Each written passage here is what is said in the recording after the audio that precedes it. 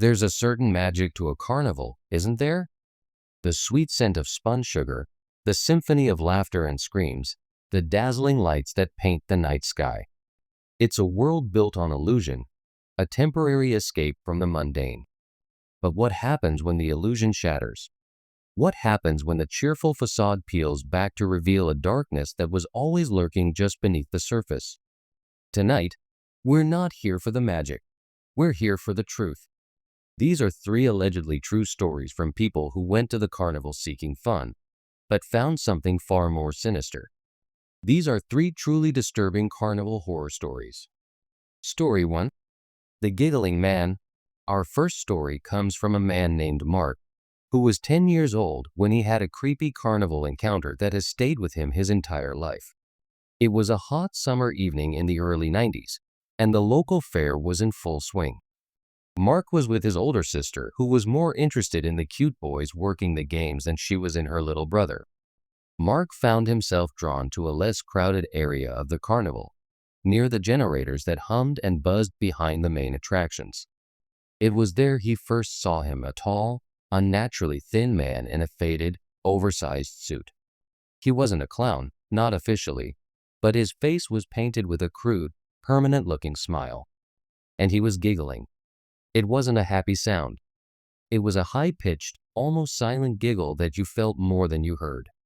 Mark tried to tell his sister, but she brushed him off, annoyed. He tried to lose the man in the crowds, but every time he thought he'd gotten away, he'd hear that faint, unnerving giggle.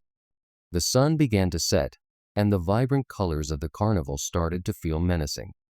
The cheerful music of the rides now seemed to be a frantic, desperate attempt to drown out something awful. The funhouse was a labyrinth of distorted mirrors and unsettling animatronics. The giggling man followed him in. Mark could see his warped reflection in every mirror, the painted smile stretching into a grotesque leer.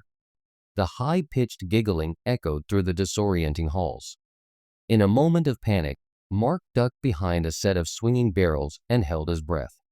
He watched as the giggling man passed by, not walking, but gliding with an unnatural smoothness. And as the man passed a particularly warped mirror, Mark saw something that made his blood run cold. The reflection wasn't of the giggling man. It was of a young boy, his face pale with terror, his mouth open in a silent scream. Story 2. The Souvenir. Our second story is a cautionary tale about taking something that doesn't belong to you. It was submitted by a woman named Chloe, and it's a chilling reminder that some things are better left untouched. Chloe and her friends were at a traveling carnival that had a reputation for being a little off. The rides were rickety, the games were rigged, and the carnies had a weary, almost haunted look in their eyes. Tucked away in a corner of the fairgrounds was a small, unassuming tent with a sign that simply read, "Curiosities." Inside, an old woman with cloudy eyes sat surrounded by shelves of strange objects, old dolls with missing eyes, music boxes that played discordant tunes, and taxidermied animals in unsettling poses. One object, in particular, caught Chloe's eye, a small, antique-looking locket. It was tarnished and old, but it had a strange allure. That night, Chloe started having nightmares. They were vivid and terrifying, always featuring a shadowy figure standing at the foot of her bed. During the day, strange things would happen. Objects would move on their own, whispers would echo in empty rooms, and she would catch glimpses of a dark shape in her peripheral vision. This was more than just a string of bad luck. It was a disturbing carnival horror that was unfolding in her own home. Desperate, Chloe convinced her parents to drive her back to where the carnival had been, but it was gone.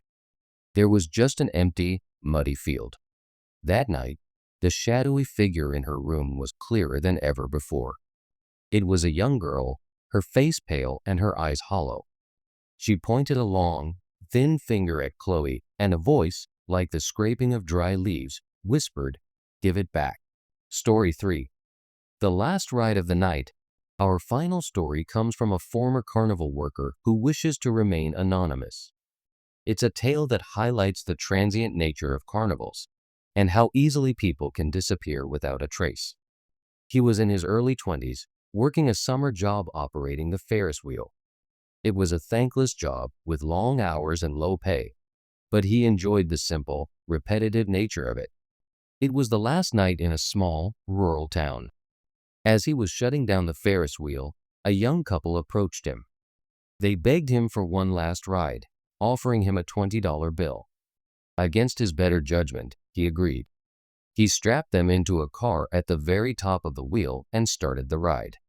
When his friend left, the narrator remembered the couple on the Ferris wheel. He went to the controls to bring them down, but when the car reached the bottom, it was empty. He checked the other cars, thinking maybe he'd been mistaken about which one they were in. They were all empty. He did a full rotation of the wheel. The couple was gone. The police were called, but they were skeptical of his story. They searched the fairgrounds but found nothing. The carnival had to pack up and leave the next day, on to the next town. The couple was never seen or heard from again. It was as if they had vanished into thin air from the very top of the Ferris wheel. The narrator is now an old man, and he's never forgotten that night. He's spent his life wondering what happened to that couple, and if he was the last person to ever see them alive. It was a final, terrifying, creepy carnival encounter that marked the end of his time with the traveling show. The laughter fades, the lights go out, and the carnival moves on, leaving behind only memories. For most, those memories are of joy and excitement. But for some, they are of fear and unease. These stories serve as a chilling reminder that behind the curtain of any spectacle, there can be a darkness we never expect. What do you think? Were these simply unfortunate coincidences, or is there something inherently unsettling about the world of carnivals? Let us know your thoughts in the comments below. And if you have your own disturbing carnival horror story, we'd love to hear it. If you enjoyed these stories and want to hear more tales of the strange and unexplained, be sure to hit that like button and subscribe to our channel, too. Don't forget to turn on notifications so you don't miss our next video. Until then, the next time you find yourself at the fair, remember to stay aware. You never know what's real and what's just part of the show.